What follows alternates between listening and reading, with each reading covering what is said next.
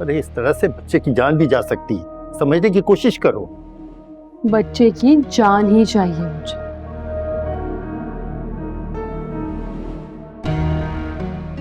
और तुम्हें क्या इतनी हमदर्दी हो रही है उससे? हाँ, जो कुछ हो रहा है उसको होने दो।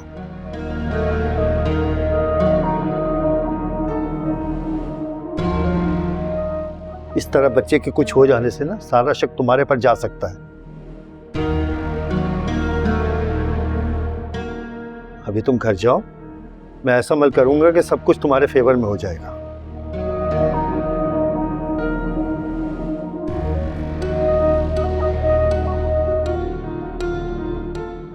मेरे फेवर में नहीं हुई ना चीजें, अगर तुम्हारी जान तो मैं अपने हाथों से लूंगी फिर।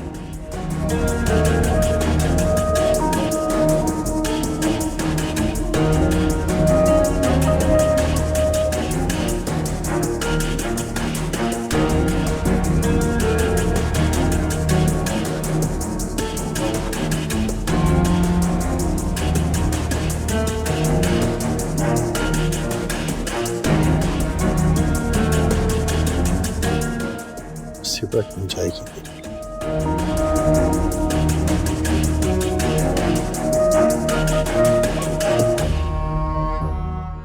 मामा वो बड़ा आलीशान बंगला है, मैंने कितने सालों बाद देखा। और उस घर में वो सब लोग रह रहे हैं और हम यहाँ इस घर में रह रहे हैं जहाँ हमारा दम घुट रहा है। और वो वहाज कितनी आसानी से मेरे पैसों पर ऐश कर रहा है, मेरे घर में रह रहा है। मेरा दिल चाह रहा था कि मैं उसका गला दबा दूं, उसका सर फाड़ दूं। मामा वरीशा, तुम क्या कह रही हो? ये तुम वहां गई थी?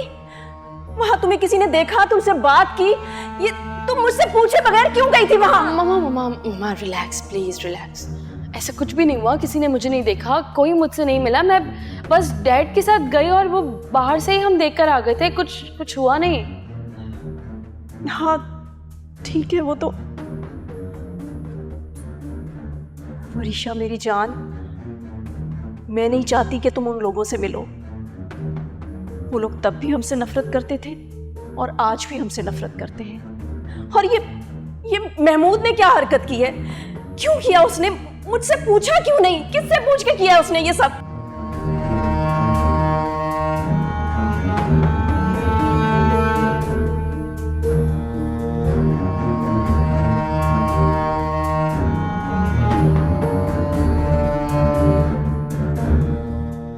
जब आप अपने टाइम पे अपनी मर्जी करती थी तब तो किसी की फिक्र नहीं कि कोई क्या कहेगा, क्या बोलेगा, क्या सवाल करेगा। जब मैं अपनी मर्जी से कुछ भी करने लगती हूँ तो आपको दुनिया की फिक्र लगना शुरू हो जाती है कि मुझसे कोई क्या सवाल करेगा। मैं किसी को जवाबदेह नहीं हूं। सुन लिया? क्या कुछ नहीं किया मैंने इसके लिए? और अब ये मुझे आकर ये सुना रही है कि मैंने पूरी जिंदगी अपनी मनमानी की है, इसके लिए कुछ नहीं किया। वरीशा, तुम्हें अंदाजा नहीं है कि तुम्हारे मुस्तकबिल के लिए मैंने कितनी तकलीफें उठाई हैं। बस करो यार, बस कर दो, इस टॉपिक को बंद कर दो। और तुम बेटा जाओ वहां उस घर में, वो सब परेशान हो रहे होंगे। प्लीज तुम पीछे मुड़कर देखना छोड़ दो और अपने बाप की छोड़ी हुई दौलत को हासिल करो। वहां जो कुछ है तुम्हारा है। याद रखना, तुम रजा अहमद की बेटी हो और तुम मुख्तार अहमद की बहू बनकर, यानी वहाज की बीवी बनकर उस घर पर राज कर सकती हो, राज। और उन लोगों को अपने इशारों पे नचा सकती हो। समझ तो तुम गई होगी।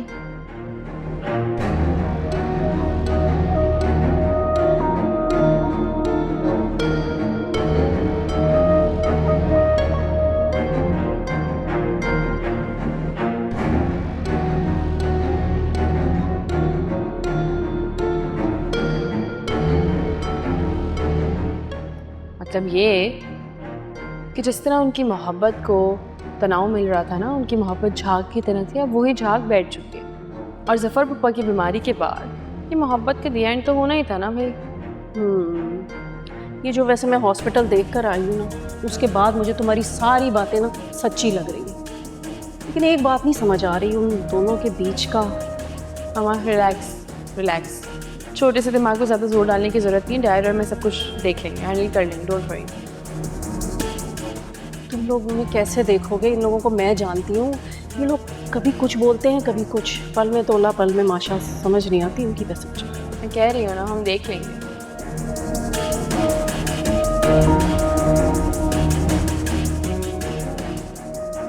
आप बिल्कुल ठीक कहती थी मामा। मैं जिन लोगों से अपना रिश्ता बनाने की कोशिश कर रही थी ना, वो कभी मेरे हो ही नहीं सकते। सबने सिर्फ मुझे अपनी बनावटी मोहब्बत के जाल में फंसा रखा है, ताकि मैं चुपचाप इनके इशारों पर नाचती रहूं और वो मुझे नचाते रहे।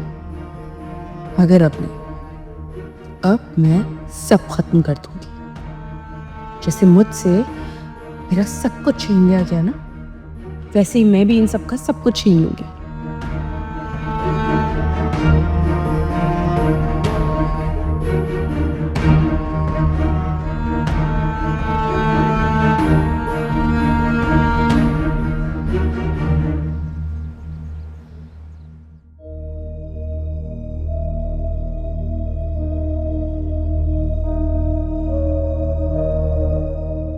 शिफा बेटा, वहाज को कॉल करो, पता करो कि कुछ पता चला वरीशा का। दादू,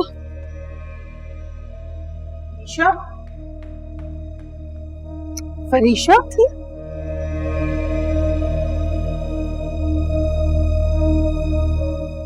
कहाँ थी तुम बेटा? तुम्हें पता है कि मुख्तार कितने परेशान है तुम्हारे लिए?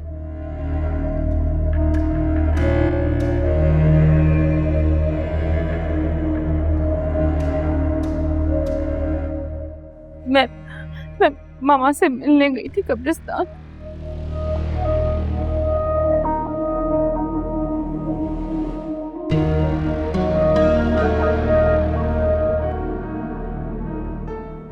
कब्रिस्तान?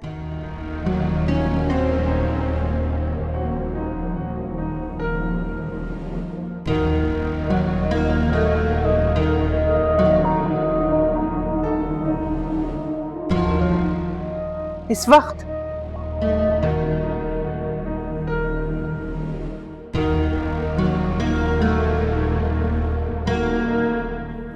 मुझे बहुत डर लग रहा है परी मामा, दादू, मुझे बहुत डर लग रहा है।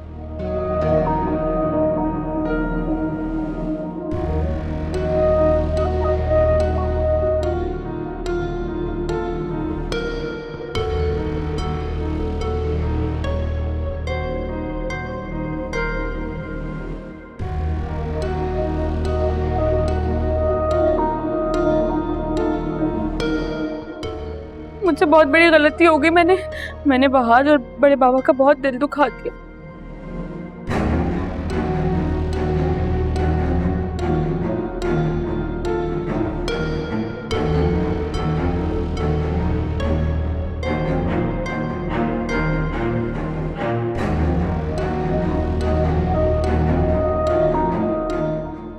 बहुत बुरा भला कहा है उन लोगों को, सबके सामने बहुत बदतमीजी करके आ गई हूँ।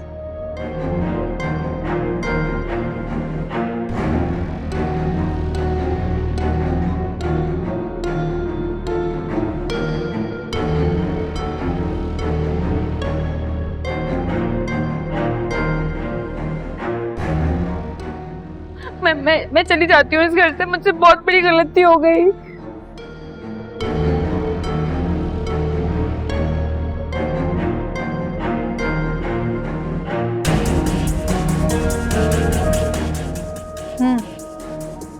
गलती से तुमने वहाज को कातिल कह दिया। वाह वरीशा।